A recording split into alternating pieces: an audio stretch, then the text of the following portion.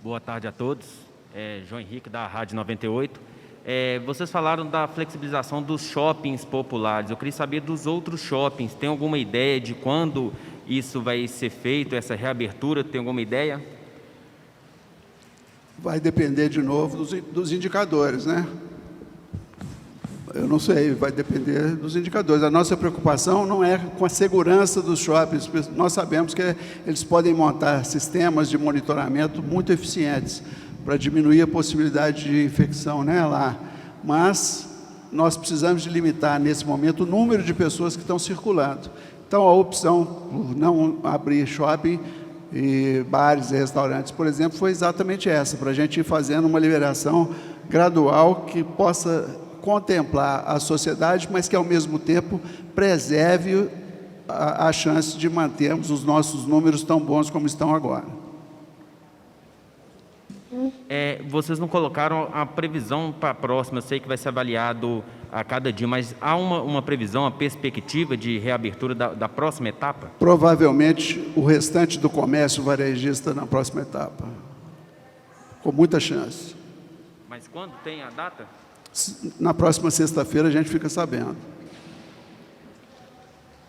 Rede Globo.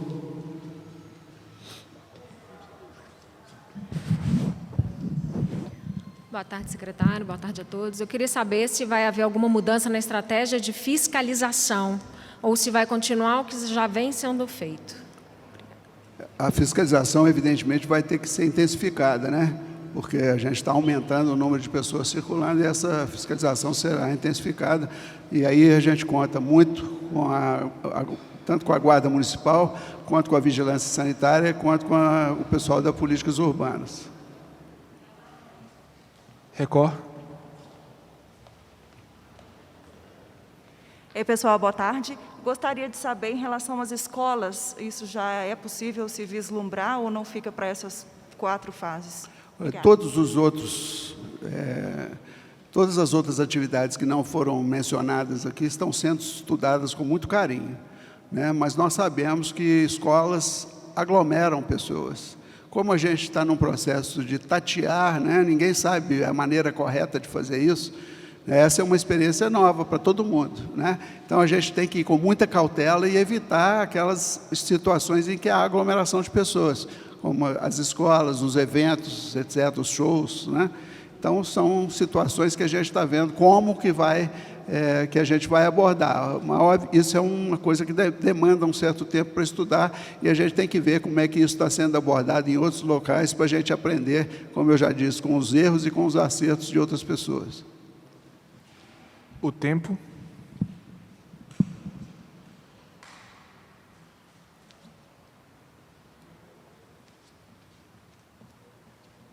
Boa tarde, secretário. Boa tarde a todos.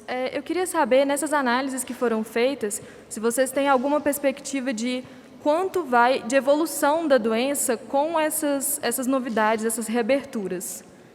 Vai acelerar? Qual que é a perspectiva? Nós não sabemos, né? Os indicadores é que vão nos dizer.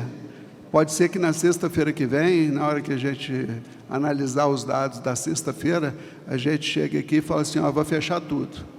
Então, esse comportamento é imprevisível. Nós sabemos que o vírus tem uma capacidade de disseminação muito rápida, muito grande. E o crescimento em diversos países mostrou-se para nós ser exponencial. Então, a gente tem que monitorar direitinho para a gente não colocar as pessoas em risco. Dentro do grupo de estabelecimentos que restaram, assim, ainda para serem analisados, vocês têm alguma perspectiva de quais serão os últimos? Não, a gente vê pelo número de pessoas, pelo impacto na massa salarial, no volume de recursos que agregam e também no número de pessoas. Isso em relação ao risco sanitário de cada atividade. Então, essa análise é feita dia a dia. Então, quanto maior o potencial de aglomeração de um estabelecimento, mais vai demorar. Mais tardiamente vai ser essa abertura, a menos que a gente tenha muita segurança de normas que possam diminuir a chance de infecção. Obrigada. BHZ.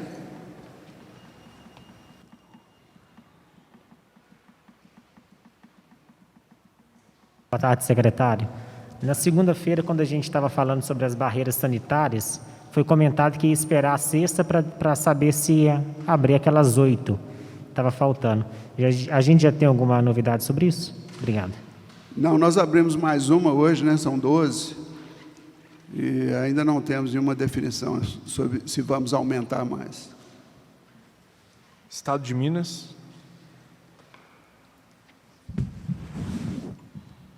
Boa tarde, secretário. O senhor mencionou várias vezes durante a exposição um receio sobre o que vai acontecer a partir dessa retomada. Queria saber se há um receio sobre uma segunda onda de contaminações e se já há um plano para conter isso. Veja bem, o nosso trabalho todo está se concentrando em não haver pico em Belo Horizonte, né? Vocês viram que a nossa curva de doentes está se mantendo abaixo da curva de oferta de serviços de saúde.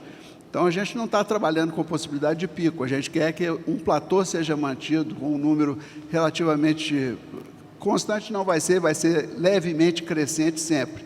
Então, a gente não consegue falar em ondas, né? Eu prefiro que eu espero que não aconteça com a flexibilização, né? Mas isso depende muito da nossa população continuar aderindo às medidas de distanciamento e de uso de máscara. E, obviamente, da higienização, né? Da lavagem das mãos, etc. Itatiaia.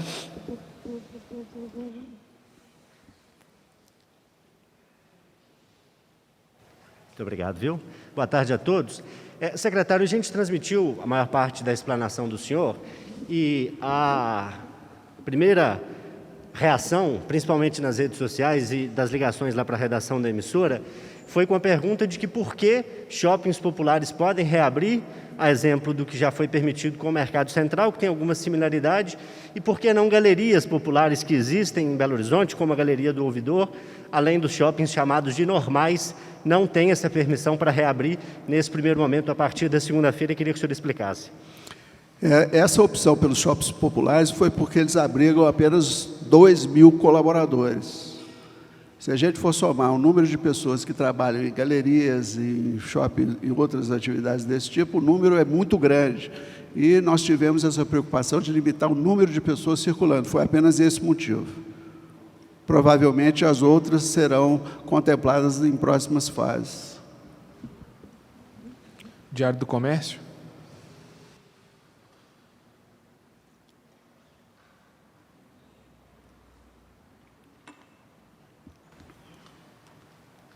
Boa tarde, secretário. O senhor falou aí que essa primeira fase vai ser em 2 semanas e depois teremos mais 3 fases. A gente tem uma perspectiva, caso tudo transcorra como esperado, de quando terminar isso tudo, na primeira quinzena de junho? Se Deus quiser, Santa Rita, que está aqui, permitir, né, nós vamos abrindo a cada 2 semanas, exceto nessa primeira fase que foi dividida em 2. Então, são 6 semanas, né? A partir de segunda-feira. Isso, obviamente, se os indicadores permitirem, né?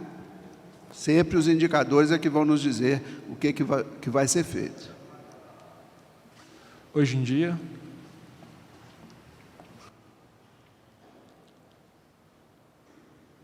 Secretário, e o transporte coletivo, como que fica? Com mais pessoas aí nas ruas, a gente teve com o fechamento do comércio, nós tivemos aí a queda na oferta do serviço. Como que fica, então, a partir de segunda-feira? Os ônibus retornam? Como está essa conversa? Eu vou pedir ao presidente da BH Trânsito, Célio Bozado, para responder, por favor, Célio.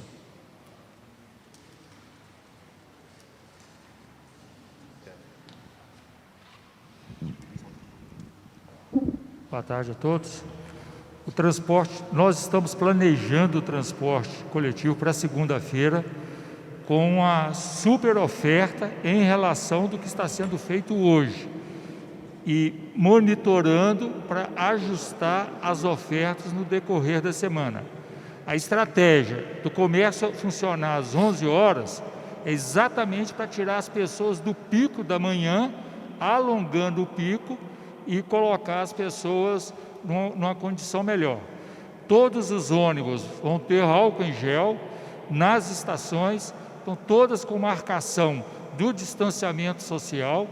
Nós vamos começar, igual está sendo feito no resto do país, com algumas pessoas em pé dentro dos ônibus, mas marcado de tal maneira que a gente garanta o máximo de segurança possível, sabendo que esse é um equipamento onde aglomera pessoas. Então, nós estamos pedindo para usar máscaras, não conversar dentro dos ônibus, sempre que acessar, passar o álcool gel em mãos e, se possível, não usar o transporte coletivo se não precisar de sair de casa. Usar essencialmente se for trabalhar. Nós tivemos uma preocupação muito grande com o transporte coletivo, porque às vezes a pessoa está em casa, está protegida em casa, ao chegar ao trabalho vai estar protegida, mas pode se contaminar no caminho, né? Pode se contaminar ou dentro do ônibus ou numa estação se ela botar a máscara no queixo, como eu vi hoje acontecendo, né? Metade das pessoas que estavam no ponto do ônibus estavam com a máscara no queixo.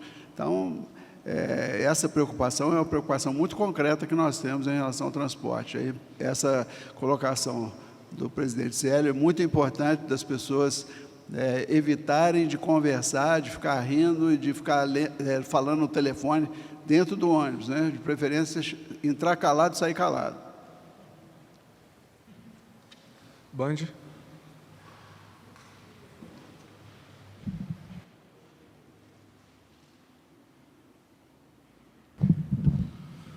Boa tarde, gente. Secretário, com relação às praças que estão fechadas, né, que estão cercadas, há alguma previsão de que isso, quando que isso termina, ou será na última fase, né? Qual que é a previsão de você, se há alguma previsão? Nós não sabemos a resposta a essa pergunta ainda, mas nós sabemos que logo nós vamos ter que liberar. As pessoas precisam de se exercitar e é saudável que elas se exercitem, né? Eu sei que nós estamos fazendo estudos para viabilizar o transporte por bicicleta na cidade, que é muito mais saudável para todo mundo, né? Tanto do ponto de vista de reduzir a aglomeração de pessoas, também para facilitar o fluxo e estimular a atividade física, né? Mas isso está em estudo ainda.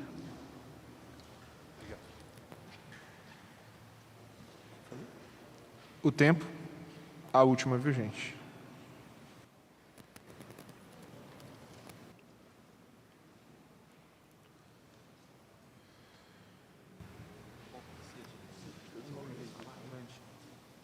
Tudo bem, secretário? Luciano Dias, da Band. Belo Horizonte foi uma das primeiras cidades grandes do país a ter o isolamento no dia 20 de março, como foi destacado, e hoje é uma das primeiras cidades que está com essa abertura.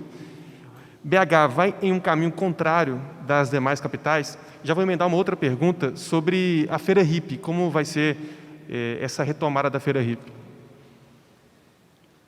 De novo, essa é uma pergunta cuja resposta nós não sabemos ainda, né? A gente está estudando dia a dia. Como eu disse, a gente está com muito medo, né? Porque nós não sabemos o que vai acontecer, daí a liberação tão gradual nesse momento, para a gente conseguir monitorar o que vai acontecer, né? Com muita responsabilidade, com muita cautela, né? E a medicina me ensinou há muitos anos que sabedoria consiste em evitar complicações. Então, essa é uma maneira da gente tentar diminuir a possibilidade de complicações, agora não só na nossa vida pessoal, mas na vida de todas as pessoas em relação à saúde, né? Sobre a primeira pergunta, Belo Horizonte hoje é um caminho contrário em relação a outras capitais? É muito difícil você conseguir convencer as pessoas que já estão há 2 meses dentro de casa e que com uma taxa de ocupação de CTI de 40% e com uma taxa de enfermaria de 34%, por que não há essa liberação, né?